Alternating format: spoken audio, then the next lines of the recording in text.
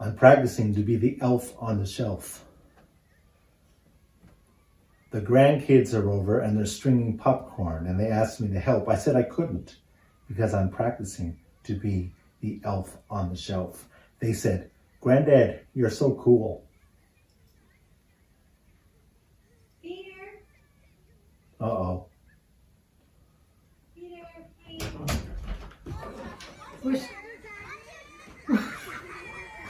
What are you doing? I'm practicing the elf on the shelf for the grandkids. Of course, yes, right. You're correct. We're stringing popcorn, and guess what? That's your family tradition. Come on, let's go. Peter, okay. Read your book, and then come out. I guess not everyone thinks it's so cool. Peter, the book.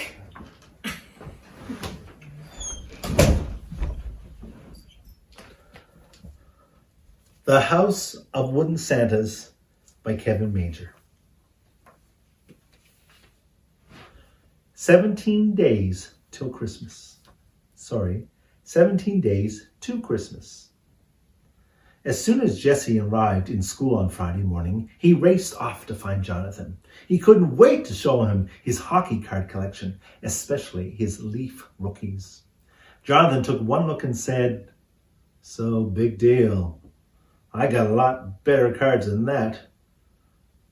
Jesse snapped his binder shut and walked away. But not before Jonathan called out to him, "If you believe hard enough, maybe Santa Claus can bring you a Gretzky rookie card." It was followed by a dumb laugh. That card cost hundreds of dollars, and Jonathan knew it. It was a rotten thing to say. Still, Jesse couldn't keep himself from turning around and yelling, "Well, maybe I will."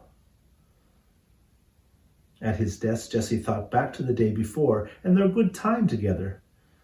He couldn't believe it was the same fellow.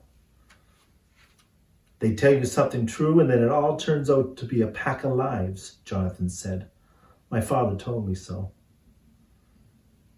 Jesse did his best to ignore him the whole day, even at the practice for the Christmas concert when they were standing shoulder to shoulder. "Hey guys, you're not very friendly shepherds," Mr. MacDonald complained. At the end of the practice, he asked about their costumes. "Our mums are working on them," Jonathan said. His mom is making him a staff. "Maybe my dad is going to make one for me." Jonathan just nodded. After school, when he arrived home, his mother called from the kitchen. "I just this minute put a Christmas cake in the oven. Want to lick the bowl?" Jesse threw down his backpack and threw himself on the sofa. When his mother came into the living room, he grunted and raised his lip in a sneer. "Now what?" she said. "Jonathan, I hate him," Jesse blurted out. "That guy bugs me, and he's a rotten friend." "What? He's a pain. He doesn't care about anyone except himself. He's dumb, and I never want to talk to him again." "Whoa," said his mother. She sat down next to him. Jesse wiped his eyes and his nose, both at the same time, with the sleeve of his sweatshirt. "Jonathan's dad is having a pretty rough time of it," his mother said. "The doctors told him he'd be walking on his own by now." "So? I don't even have a father," Jesse snapped. "And I don't go around saying rotten stuff to people when they're supposed to be your friend." "You have a father." It was the first time Jesse had mentioned his father in a long time. He lived thousands of miles away, and they hadn't been together since Jesse was a baby. Since then, it was only Jesse and his mother, except that his father would phone him on his birthday and Christmas. There were times he wished he had a father to do things with, like go to hockey games and stuff. But he had his mother, and she loved him so much sometimes that she squeezed him to bits, like right at this very moment. His mother finally let him go. "It's different when you're used to having a father in the same house, his mother said quietly. "Jonathan's dad has a lot on his mind. He was a carpenter, and now he can't work." Jesse wasn't satisfied. Maybe Jonathan gets upset. And he gets mean with me for no reason. Jesse was mixed up. He wanted to be mad at someone. And there's no Santa Claus, he yelled.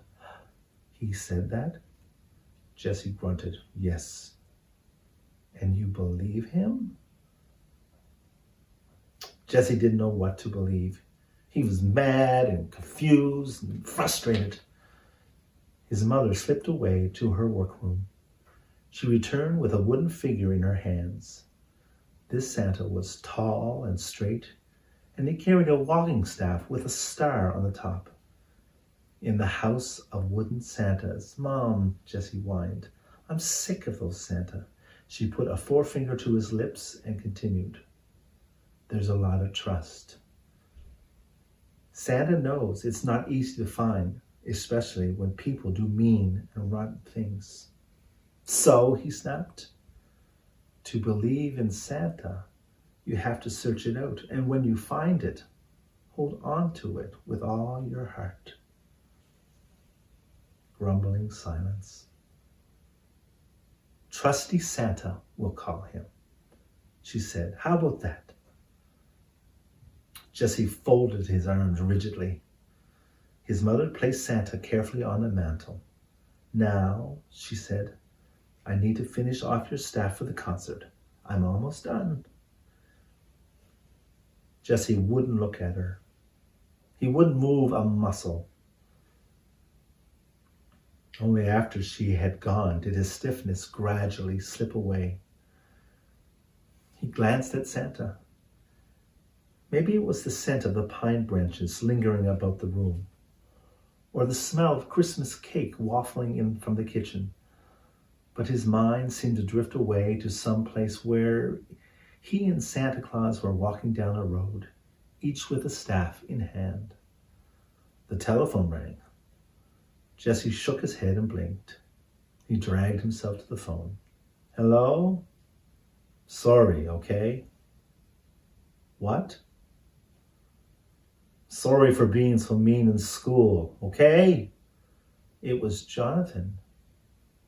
Jesse couldn't think of what to say. You still there? Sorry about your father, Jesse said weakly. This morning he was acting weird again. He's okay now. You gotta have trust, Jesse murmured. It slipped out. He hardly realized he had said it. Guess what? What? My dad made a staff today, Jonathan said, and it's amazing. Yeah? Got a star on top and everything. He said he got the idea from your mother. You got to come over tomorrow and see it. When Jesse hung up the phone, his mother emerged from her workroom. One shepherd's staff especially for you.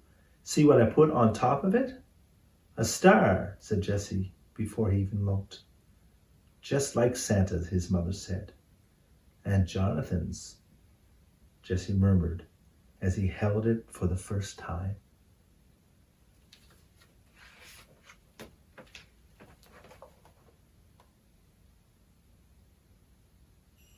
I'll see you tomorrow.